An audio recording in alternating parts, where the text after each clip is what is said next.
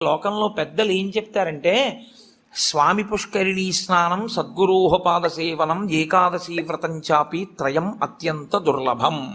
ఈ మూడు చెయ్యలేరు అని చెప్తారు. ఎందుకు చెయ్యలేరు? స్వామి పుష్కరిణీ స్నానం అక్కడికి వెడతాడు, ఆనందనయం చుట్టూ 100 మార్లు తిరుగుతాడు, కానీ పుష్కరిణిలో స్నానం చేద్దామన్న ఊహ వాడికి రానేరాదు. సద్గురోహ పాదసేవనం, సద్గురువు పాదములు పట్టుకునే అవకాశం ఇవ్వడు. ఎందుకు ఇవ్వడు?